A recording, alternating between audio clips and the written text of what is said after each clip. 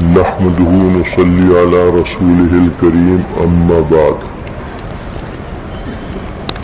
فأعوذ بالله من الشيطان الرجيم بسم الله الرحمن الرحيم واعبدوا الله ولا تشركوا به شيئا وبالوالدين إحسانا وبذي القربى واليتامى والمساكين والجار ذي القربى والجار الجنب والصاحب بالجنب وابن السبيل وما ملكت ایمانکم۔ محترم حضرات، اہل حقوق کا بیان چل رہا ہے جو اس آیت کے اندر اللہ نے ذکر فرمائے ہیں۔ اکثر سے میں فارغ ہو گیا تفصیلی بیان کر کے۔ گزشتہ مجلس میں یتیموں کے سلسلے میں عرض کیا تھا،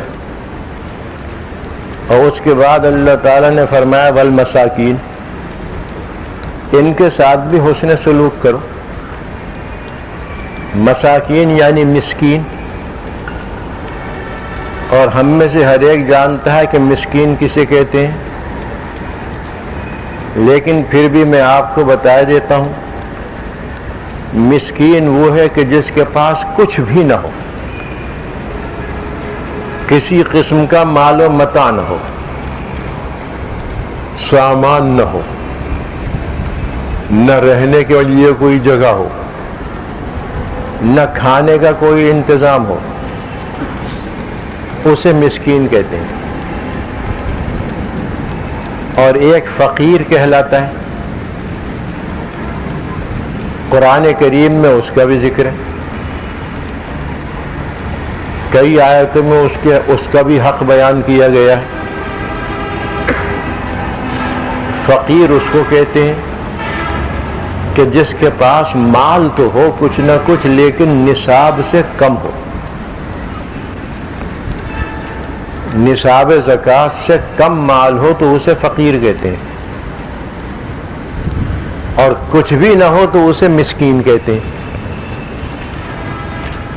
یہ مسکین دنیا کے اعتبار سے اور شرعی حکم، شرعی احکام کے اعتبار سے میں نے بتایا ہے، ورنہ کچھ لوگ آخرت میں بھی مسکین ہوں گے، اللہ تعالی ہمیں محفوظ رکھے۔ ان کو حضور اکرم صلی اللہ علیہ وسلم نے بتایا،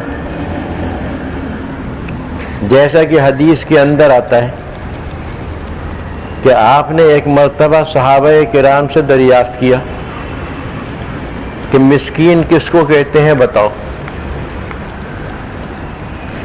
انہوں نے یہی عرض کر دیا جو ابھی میں نے آپ کے سامنے اس کی تعریف کی کہ اس کو کہتے ہیں جس کے پاس نہ مال ہو نہ سامان۔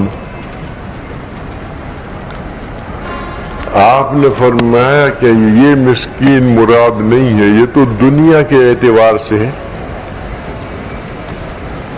اصلی مسکین اور حقیقی مسکین وہ ہوگا جو میری امت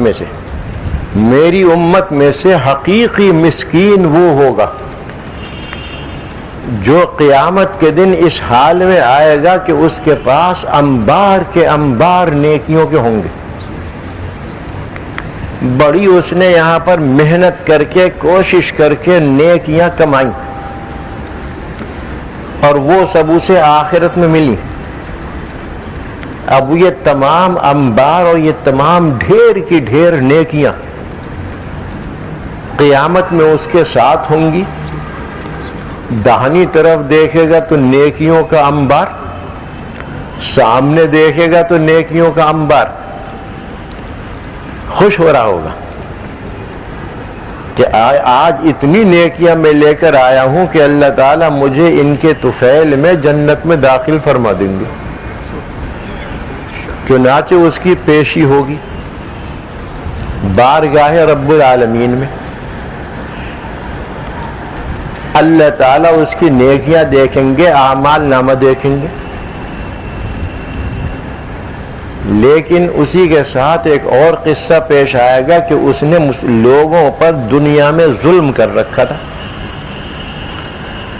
وہ تمام مظلوم آ جائیں گے وہاں پر۔ میں ذرا تشریح کے ساتھ اس حدیث کو عرض کر رہا ہوں، وہ تمام مظلوم وہاں پر آ جائیں گے، وہ ظلم کیا کیا ہوگا؟ حدیث شریف میں اس کی مثالیں بیان فرمائی، جس کو میں اپنے الفاظ میں عرض کرتا ہوں کہ ظلم کیا ہوگا اس کی جان پر، ظلم کیا ہوگا اس کی عزت و آبرو پر، ظلم کیا ہوگا اس کے مال پر، یہ ظلم کیا ہوگا۔ چنانچہ حدیث شریف میں آیا کہ اس نے دنیا کے اندر کسی کو ناحق قتل کر دیا ہوگا، یہ اس کی جان پر ظلم ہے۔ کسی کا مال کھا لیا ہوگا، یا اس کے مال پر ظلم ہے۔ کسی کو گالی دے دی ہوگی، یا اس کی عزت و آبرو پر ظلم ہے۔ کسی کو ناحق چانٹا وغیرہ مار دیا ہوگا، یہ بھی اس کے جسم پر ظلم ہے۔ تو جانی ظلم، جسمانی ظلم، عزت و آبرو کے ظلم اور مال و دولت کے ظلم، ان یہ ظلم کیے ہوں گے اس نے، تو یہ تمام مظلوم جتنے بھی ہیں بارگاہ رب العالمین میں حاضر ہو جائیں گے اور اپنی نالش کریں گے، دعویٰ پیش کریں گے کہ اس شخص نے دنیا میں ہمارا اتنا مال کھا لیا تھا ناحق، اس شخص نے دنیا میں مجھے ناحق مار دیا تھا، یا اس نے ناحق مجھے گالی دے دی تھی، یا اس نے مجھے مارا تھا۔ اس قسم کے دعوے وہ کریں گے، دعویٰ ثابت ہوگا، اس لیے کہ وہاں تو جھوٹ چلتا نہیں۔ اللہ تعالیٰ تو عدل و انصاف فرمائیں گے، حکم ہوگا کہ اس یہ جتنی نیکیاں لے کر آیا ہے، یہ نیکیاں ان مظلوموں کو دے دی جائیں، اس لیے کہ اس نے جو وہاں پر حق مارا ان کا دنیا میں، اور نہ ان کو اس حق کو اس نے معاف کرایا، نہ اس حق کی ادائیگی کی، آخرت میں تو یہ تمام حقوق ذرہ ذرہ ادا کیے جائیں گے، اور وہاں پر مال و دولت تو ہے نہیں، وہاں پر تو نیکیاں جو بندہ لے کر دنیا سے جائے گا وہ کرنسی ہے وہاں کی، وہاں معاملہ جو ہوگا اس کرنسی سے ہوگا، نیکیاں دی جائیں گی یا دوسرے کی نیکیاں لی جائیں گی یا گناہ لیے جائیں گے، وہاں کی یہ کرنسی ہے۔ چنانچہ حکم ہوگا کہ یہ نیکیاں ان مظلوموں میں تقسیم کرو ان کے حق کے مطابق، وہ تمام نیکیاں تقسیم ہونا شروع ہو جائیں گی، حتیٰ کہ تمام نیکیاں جو وہ یہاں سے لے گیا تھا وہ سب کی سب ختم ہو جائیں گی، یعنی تقسیم ہو جائیں گی، پھر بھی ان کا حق ادا نہیں ہوگا مظلوموں کا۔ تو اللہ تعالیٰ فرمائیں گے کہ ان مظلوموں کے گناہ لے کر اس کے اوپر لاد دو، اس ظالم کے اوپر لاد دو۔ چنانچہ ایسا ہی کیا جائے گا، اور وہ ظالم جو ہے جس نے حقوق مارے ہیں وہ تو باوجود کہ اتنی بہت سی نیکیاں لے کر گیا جہنم میں چلا جائے گا، اور وہ مظلوم جن کا حق مارا گیا تھا وہ اس کی نیکیاں لے کر جنت میں چلے جائیں گے۔ یہ ہے مسکین اصلی اور حقیقی، یہ آخرت کا مسکین ہے۔ اللہ تعالی ہمیں اس سے محفوظ رکھے، اور جو کچھ ہمارے اوپر حقوق ہیں بندوں کے، ہمیں چاہیے کہ ہم ان کو ادا کریں، اگر ادا نہیں کر سکتے تو معاف کرائیں، معاف کرا کے اور بالکل اپنا کھاتا صاف کر کے جائیں۔ اس دنیا میں تو آسان ہے معاف کرا لینا، لیکن آخرت میں جانے کے بعد کوئی ایک نیکی بھی دینے پر رضامند نہیں ہوگا، وہاں کوئی معاف نہیں کرے گا۔ آخرت میں جانے کے بعد تو نہ ماں معاف کرے اپنے بیٹے کا حق، نہ باپ معاف کرے اپنی اولاد کا حق، نہ اولاد معاف کرے اپنے ماں باپ کی حق تلفی، کچھ نہیں ہوگا۔ وہاں تو نفسا نفسی ہوگی، وہاں تو ہر ایک اپنے لیے فکر کرتا ہوگا۔ قرآن کریم میں آیا ہے یوم یفر المرء من اخیہ وامہ وابیہ وصاحبتہ وبنیہ۔ قیامت کے دن نقشہ کھینچا ہے، ایک خاص مرحلے کا اور خاص منظر کا نقشہ کھینچا ہے، جس کی صورت حدیث شریف میں یہ بیان کی گئی کہ ایک موقع پر اللہ تعالی کی جانب سے اعلان ہوگا پورے اہل محشر کو، جن کی تعداد اللہ ہی جانتا ہے کتنی ہوگی، کہ اگر کسی شخص پر دنیا میں کسی کا حق رہ گیا ہے تو آج وہ طلب کر لے، آج وہ اس کو مانگ لے۔ اس اعلان کو سنتے ہی سب پریشان ہو جائیں گے، اور کیفیت یہ ہوگی کہ ماں بیٹوں کو دیکھ کر، باپ اولاد کو دیکھ کر، بیٹے اپنی ماں اور باپوں کو دیکھ کر، بھائی بھائی کو دیکھ کر، شوہر بیوی کو دیکھ کر بھاگیں گے، کہ ایسا نہ ہو کہ ہم سے اس وقت کوئی اپنا حق طلب کر لیں جو دنیا میں رہ گیا تھا۔ اسی کو فرمایا یوم یفر المرء من اخیہ، یہ وہ دن ہوگا کہ بھائی بھائی کو دیکھ کر بھاگے گا، وابیہ وامہ، باپ کو دیکھ کر بھاگے گا اور اپنی ماں کو دیکھ کر بھاگے گا، وصاحبتہ وبنی، اور اپنی بیوی کو دیکھ کر بھاگے گا اور اپنی اولاد کو دیکھ کر بھاگے گا۔ اولاد کی حق تلفی ہو ہی جاتی، اس کا پتہ وہاں پر چلے گا۔ بیوی کی یا شوہر کی حق تلفی ہو ہی جاتی، وہاں پر یہ صورتحال پیش آئی کہ سامنے آ جائے گا، بس دیکھ کے بھاگے گا۔ ایسا نفسا نفسی کا عالم ہوگا۔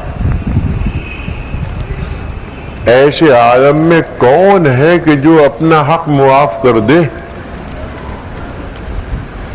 وہ تو اس فکر میں ہوگا کہ بیٹے کے اوپر کہ اگر کوئی میرا حق ہے تو آج میں لے کر جنت میں چلا جاؤں۔ ماں کے اوپر بیٹا سوچے گا کہ ماں کے اوپر اگر میرا کوئی حق باقی رہ گیا ہے تو آج میں وصول کر کے جنت میں چلا جاؤں، کیونکہ وہاں حق وصول ہوگا نیکیوں کے ذریعے۔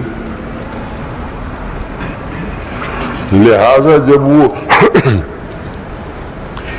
ماں کے اوپر بالفرض اگر کوئی حق رہ گیا ہے اولاد کا، وہ تو سب سامنے آ جائے گا وہاں پر۔ اب وہ سوچے گا کہ ماں کو پکڑوں اور اس کو اپنا حق طلب کروں، وہ حق ملے گا مجھے اس کی نیکیاں لے کر، وہ نیکیاں لے کر میں جنت میں چلا جاؤں۔ ماں اور باپ کتنا بڑا مرتبہ، اولاد کتنی محبت اور شفقت ماں باپ کو، وہاں پر سب ختم ہو جائے گی۔ یہ وہ منظر ہوگا۔ نیکیاں لے کر گیا وہ مسکین، ذرا سا بھی فائدہ حاصل نہ کر سکا، بلکہ یہ نیکیاں اس نے تقسیم کر دیں اور دوسروں کے گناہ اپنے سر پر لے کر جہنم میں چلا گیا۔ اللہ محفوظ رکھے۔ اس لیے حقوق کی ادائیگی کا زبردست اہتمام کیجیے۔ حقوق العباد بندے معاف نہیں کریں گے تو دنیا میں تو کر دیں گے، آخرت میں معاف کرنے والے نہیں ہیں۔ جیسا کہ ایک حدیث شریف بہت پرانے زمانے میں میں نے سنی تھی، یاد آ گئی کہ ایک بندہ اللہ کے سامنے پیش ہوگا اور اس کے جنت میں جانے کے لیے صرف ایک نیکی کی کمی ہوگی. میزان عدل میں جب اس کے اعمال کا وزن کیا جائے گا تو اگر ایک نیکی آ جائے تو وہ اس کا پلہ جھک جائے گا اور وہ جنت چلا جائے گا. اللہ تعالیٰ اس سے فرمائیں گے کہ دیکھ یہ تمام اہل محشر موجود ہیں، جا اور کسی سے ایک نیکی مانگ لا، نیکی تجھے مل جائے گی تو جنت میں چلا جائے گا. سوچے گا یہ کتنی بڑی بات ہے، یہ تو بہت معمولی سی بات ہے، ماں کے پاس جاؤں گا، باپ کے پاس جاؤں گا، اولاد کے پاس جاؤں گا، فلاں کے پاس جاؤں گا اور ایک نیکی مانگ لاؤں گا. اب وہ چلے گا، ماں کے پاس پہنچے گا، وہ کہے گی بیٹا وہ دنیا کے اندر تھا، یہاں پر اگر تیرے پاس کوئی نیکیاں ہو تو مجھے دے جا. باپ کی جانب سے بھی ایسا ہی کورا جواب ملے گا،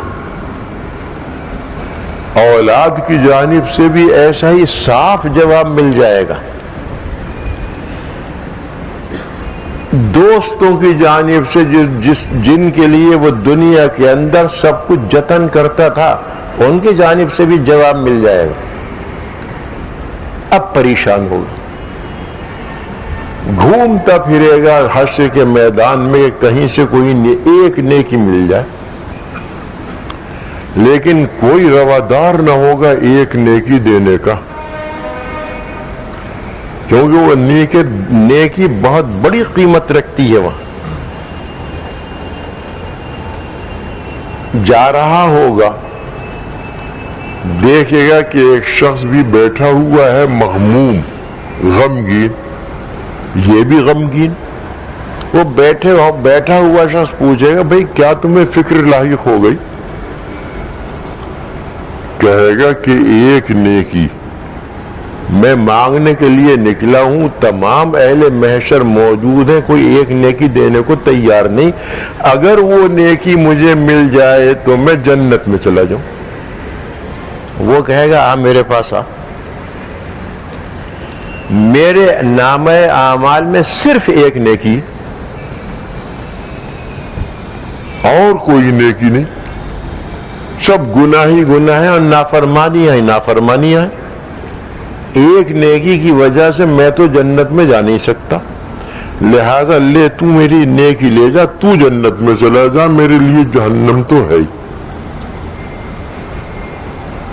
اب خوش ہو جائے گا، وہ ایک نیکی لے کر پہنچے گا، ارشاد ہوگا اللہ رب العزت کا کہ یہ نیکی کس نے دی تجھے؟ پورا قصہ فرما دے گا، حالانکہ وہ کہہ دے گا حالانکہ وہ خوب جانتا ہے اللہ رب العزت. ارشاد ہوگا کہ اس میدان میں اور اس سنگین حالت میں ایک شخص تیرے ساتھ نیکی کا معاملہ کر رہا ہے اور تجھے ایک نیکی دے دی، جا میں نے تجھے بھی بخشا اس کو بھی بخشا. اب دیکھ لیجیے آپ، یہ ہے نیکیوں کی قیمت اور یہ ہے نیکیوں کا مرتبہ آخرت میں. وہ نیکی جو ہم اس دنیا میں یا تو کماتے ہی نہیں، حاصل کرنے کی بالکل فکر نہیں کرتے، اپنی زندگی کو ادھر ادھر گزار دیتے ہیں، اس نیکی کی یہ قیمت ہے. جب حشر میں آنکھ کھلے گی اس وقت پتہ چلے گا کہ ہم نے کیا اپنی زندگی کو برباد کیا. نیکیوں کا کوئی ذخیرہ نہیں. تو اصلی مسکین آپ نے فرمایا میری امت میں یہ ہے کہ بے شمار نیکیاں لے کر گیا لیکن سب کی سب تقسیم ہو گئی، حتیٰ کہ جہنم میں چلا گیا دوسروں کے گناہ اپنے اوپر لاد کر. اس لیے حقوق العباد ان کی پوری ادائیگی کا اگر ادا نہ ہو سکے تو معاف کرانے کا اہتمام کیجیے. تفصیلی مسئلے ہیں اس کے جو اس وقت میں بیان نہیں کر سکتا. پورا اہتمام کیجئے. انہی حقوق العباد میں سے غیبت بھی ہے اور انہی حقوق العباد میں سے چغلی بھی ہے.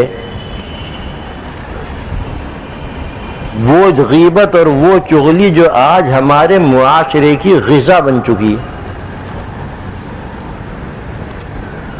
وہ غیبت کے جو آج ہماری ہر مجلس کے اندر زینت بنی ہوئی ہے، در حقیقت وہ زینت نہیں ہے بلکہ وہ در حقیقت ظلمت ہے جس کا نتیجہ بھگتنا پڑے گا. اگر غیبت کرنے والے، اگر اس سے کہ جس کی غیبت ہم نے کی ہے معاف نہ کرایا تو اس کا بھگتان بھگتنا پڑے گا. وہاں بھی نیکیاں جائیں گی. جس کی چغلی کھائی ہے اگر اس سے معاف نہ کرایا تو اس کا وبال وہاں سر پر پڑے گا. اس لیے ان چیزوں سے بھی اپنے آپ کو بچائیے. اور پھر یہ بھی سمجھ لیجئے کہ غیبت اور چغلی جو ہوتی ہے اس کے اوپر نیچے برائی کے اعتبار سے بہت سے درجے ہیں. ایک تو غیبت کر لی آپ نے کسی ایک ایسے ہی شخص کی جو راستے سے گزر رہا تھا، ٹھیک ہے، غیبت ہے، گناہ ہے. ایک یہ کہ غیبت کرے آدمی اپنے اپنی ماں کی اور اپنے باپ کی. کیوں صاحب اس کا گناہ زیادہ ہوگا یا نہیں ہوگا کہ ایسے محسن حضرات کی غیبت کر رہا ہے. ایک یہ ہے کہ وہ غیبت کرے اللہ کے نیک بندوں کی، اللہ والوں کی، علماء کرام کے جو حقیقتاً سچے علماء ہیں ان کی غیبت کرے. اس کا وبال ماں باپ کی غیبت سے بھی زیادہ ہوگا. ایک یہ ہے کہ وہ غیبت کرے صحابہ کرام کی، ان سب سے زیادہ اس کا وبال ہوگا. اور اگر خدا نہ کرے حضور اکرم صلی اللہ علیہ وسلم کی شان میں کوئی ایسی بات کہہ دی تو ایمان خطرے میں پڑ جائے. اس لیے غیبت کے درجات ہیں برائی کے اعتبار سے. ایک کم درجے کی غیبت ہے، ایک اس سے اونچی، ایک اس سے اونچی، ایک اس سے اونچی. اس لیے اپنی زبانوں کو اور اپنے ذہنوں کو بالکل محفوظ رکھنا چاہیے. بات کہاں سے شروع ہوئی تھی اور کہاں تک پہنچ گئی؟ قرآن کریم میں مسکین کا حق بھی بیان کیا گیا ہے اور بہت سے مقامات پر آیات میں اس کی ترغیب آئی. مسکین اور فقیر کا فرق میں نے آپ کو بتا دیا، یعنی دنیا کے اعتبار سے اور شریعت کے اعتبار سے. چنانچہ اگر اول سے آپ قرآن کریم دیکھنا شروع کریں تو کوئی سپارہ ایسا نظر نہیں آئے گا جس میں مسکین کے ساتھ حسن سلوک کا ذکر نہ ہو، کہ ان کے ساتھ اچھا معاملہ کرو. ایک حدیث شریف میں فرمایا کہ اگر کوئی سائل تمہارے پاس آ جائے، اگرچہ وہ گھوڑے پر سوار ہو کر آیا ہے، اس کا حق ادا کرو. اسی طریقے سے قرآن کریم میں جا بجا مسکین کو کھانا کھلانے کی ترغیب آئی. ایک جگہ فرمایا وَلَا تَحَاضُّونَ عَلَىٰ طَعَامِ الْمِسْكِينِ. یہ کافروں کے سلسلے میں کہ تم ایسے بدبخت ہو اور ایسے بد اخلاق ہو، انسانی ہمدردی تمہارے اندر نہیں ہے کہ تم کسی مسکین کو خود تو کھانا کیا کھلاتے، دوسرے سے بھی نہیں کہتے کھلانے کو. تم ترغیب نہیں دیتے آپس میں ایک دوسرے کو مسکین کو کھانا کھلانے کی.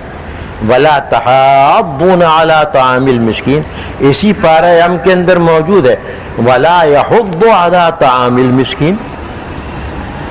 یہ مسکین کے کھانے کی ترغیب بھی نہیں دیتا کسی کو، خود تو کھلاتا نہیں، بخل اور کنجوسی کی وجہ سے، اور مسکین کو کسی اور کو ترغیب بھی نہیں دیتا کہ وہ مسکین کو کھلا دے. قرآن کریم نے اس کو بہت برے انداز میں بیان فرمایا ہے. جو مسکینوں کو حق نہ دے ان کا، اگر خود قادر نہیں ہے تو دوسرے بھائی سے کہہ دے بھائی تم اس کی کچھ مدد کر دو. جیسا کہ حضور اکرم صلی اللہ علیہ وسلم کا عمل یہ رہا کہ جب آپ کے پاس کوئی سائل آیا، اور ظاہر ہے کہ اس زمانے میں سوال کرنے والے مسکین اور فقیر ہی ہوتے تھے، مستندے نہیں ہوتے تھے، تو آپ سب سے پہلے اپنے گھر والوں سے پوچھتے کہ کچھ ہے،